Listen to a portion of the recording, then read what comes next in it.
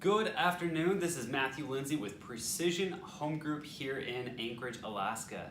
Coming to you live, like we do every day, to talk to you about real estate. So today, we are going through a series on commercial real estate. So yesterday we went over kind of a recap, kind of all together, we encompassed all of commercial real estate. We talked about retail, we talked about multifamily, we talked about office space, we talked about redevelopment, industrial, vacant land, we talked about mixed use, different buildings that maybe have several different types of commercial real estate in them. So we talked about all this kind of stuff and how to kind of analyze what to look for and things like that. So that was just the beginning, the intro, if you will, to commercial real estate. So now, today and the next couple of days, we're going to talk about retail. So we're going to dig into retail. Today will be an introduction, and then we'll go further into it. How to analyze it, what to look for, where do you make money in retail space. So that's what we're going to do for the next couple of days. Then we're going to jump into other different types of commercial real estate as we go throughout the time, the next couple of weeks here. So if you have any questions at all, drop those comments below, ask those questions below, send them to me direct message, and I will get back to you. Love some feedback, love some questions so that we can clear anything up if you have them. So retail, is it dead or not? Well, here in Anchorage, a lot of people are seeing some big box stores, some anchor stores leaving the state. They're seeing them shut their doors and shut them for good. Not just moving across town, but actually leaving. So we recently had Sears shut down, recently had Sam's Club shut down, recently had Toys R Us shut down. And so a lot of people are saying retail is dead, brick and mortar is going out, and everything's going online. And that's what a lot of people believe with, big things like Amazon.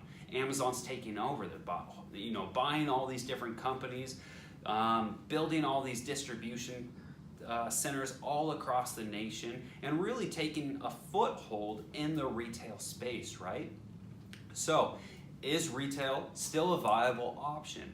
It is. Even though some of these big box stores locally have gone out of business, gone through bankruptcies, just because something was poorly managed doesn't mean that the whole industry is dead. We have recently had some bigger stores come into town as well. We had Dave & Buster's come to Diamond Mall. We had a couple other Duluth Trading Company take over a big space down in the Diamond area as well. So we have these new people coming in and filling the vacancies. Not as fast as we'd like to see, but they are happening. So what I want to talk today about is different types of retail that we have available. So we're going to talk about different types, what people are looking for, what due diligence should you do as a retail, if you're investing in retail space. And what we're going to talk about is the different things you got to analyze. So first off, what are some different types of retail centers? Because we have everything from malls, right? All the way down to maybe a convenience store on the corner in your neighborhood. So we're going to kind of define each one of them, just go over a couple of them, break them down, look at, hey, what is involved in those, and then we'll start talking about demographics, economics, and things like that. So first off, the mall, right? Everyone knows what the mall is. You spent time there as a kid, hanging out, going to department stores. Coming from Big Lake, Alaska, I was like, man, this is so cool. This is exciting. I get to go to the mall, right? Well, a mall is just going to be, it's inside or outside, but it's typically just a collection of stores under one roof. Now, that's one big roof. You got tons of stores, usually multiple levels, and they're anchored typically by department stores or maybe a movie theater. And when I say anchor, that's going to be the big tenant in there. They're going to take up the most amount of space. They're going to have the big names. They're going to be the Walmarts, the JCPenney's, the Nordstroms, Macy's, any of these big brand names, any of the department stores, they're going to be the anchors in these malls. They're going to attract people in, and then these secondary tenants, the smaller tenants, are going to benefit by having those shoppers there because they can draw people in for some of the more boutique things, the unique things. specialty items, luxury items, right? So that's the setup in a mall. Here in Anchorage, we have the Fifth Avenue Mall. We also have the Diamond Mall. So after that, what we have is kind of two different things on different spectrums. We call them either factory outlets or lifestyle centers. So what these could be is the factory outlets. We don't really have any of those here in Alaska, here in Anchorage, but a factory outlet's going to be a collection of name brand. They're going to have some big names in there, but they're going to be selling things at a discounted price, things that didn't sell. They didn't have success selling. Maybe it's overstock. Things that, just kind of sitting on the shelves in their main stores, maybe in the malls. So it's going to be, it could be strip malls. It could be under one roof. It could be several different buildings in a community-like setting. They could be set up in different ways, but this is a collection of discounted brand name materials. Now we do have Nordstrom Rack here in Anchorage, but it's not necessarily a factory outlet because there's only one store there, okay? On the flip side of that, we have lifestyle centers. We're the same concept, but it's gonna be your higher end products. So we're gonna go into the next one and what we call a power center. That's right, power center. And so what a power center is, it's gonna be several anchor stores. Like I said, what are those anchor stores? Department stores. Except in a power center, it could be anything from the Macy's, the Nordstroms, the Walmart, stuff like that. Could also be Home Depot, Lowe's, Target, any of these bigger name stores that bring a lot of people in. So a power center is going to be many more buildings. It's going to be a whole community, a whole development, not just under one roof. And we're going to see a lot of smaller tenants surrounding that. Again, same thought process here. The big stores are going to bring people in, and then the smaller stores, the smaller tenants are going to be able to use that community, the people who come in, and be able to sell products and services to them because of that. Now, a couple others that, getting into smaller types of retail environments, we have the community center, and that's going to be the strip malls. Sometimes we have grocery stores with a bunch of smaller tenants around them, things like that. We all know strip malls here in Alaska. We love to build them, and they're all over the place, whether you like them or not. So that's going to be more that community center, and we get into some smaller developments there. So those are some different types of retail. So we have to understand, the different types of retail, and we have to understand how they work, how they're set up before we can really get into numbers, right? Because if I don't know how the different types of retail works and who they attract, how they're set up, then we can never run numbers properly, okay? So today's just an intro. Now, we talked about demographics, we talked about economics, we talked about population, so we're gonna get into that. So when these retail centers set up, what are they looking for?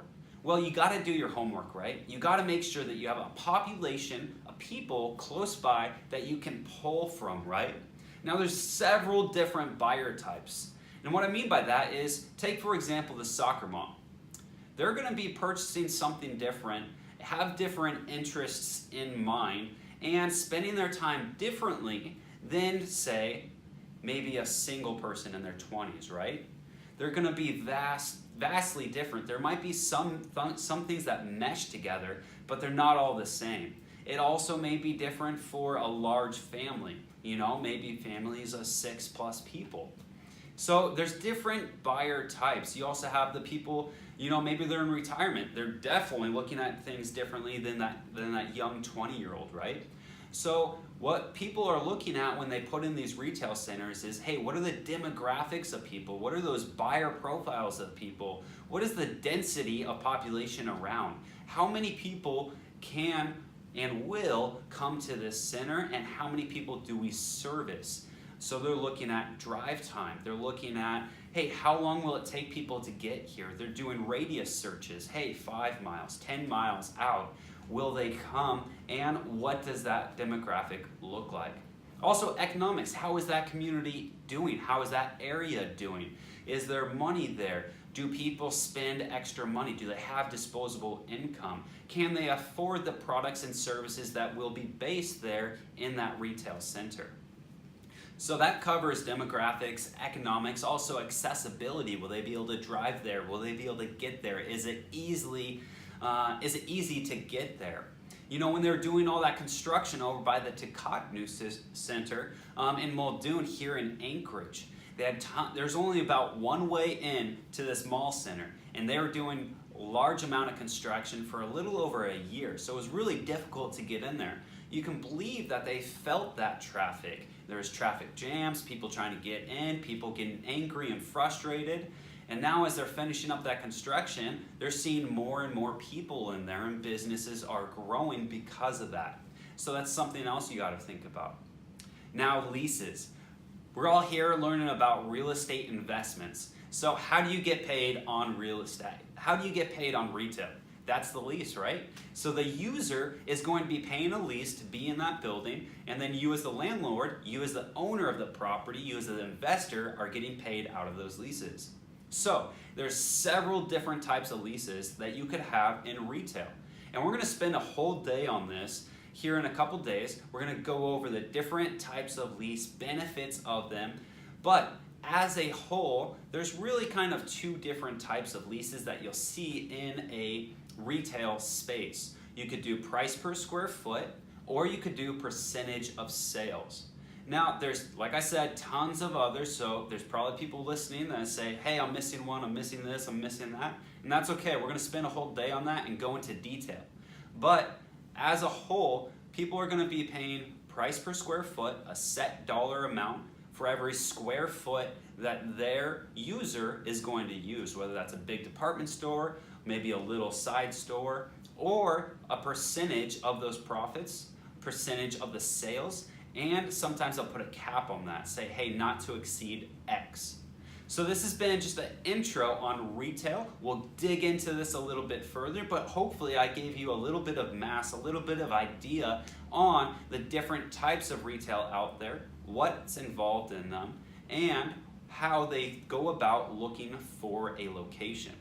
So join us tomorrow. We're going to be going to you live. We're actually taking a break tomorrow from commercial real estate because we're going to be interviewing Andrew Gurka. He's going to be coming in here tomorrow, and it's going to be a fantastic interview. I can't wait for it. Can't wait to introduce him to all of you. So stay tuned for that. Tomorrow it's going to be on at 2 o'clock.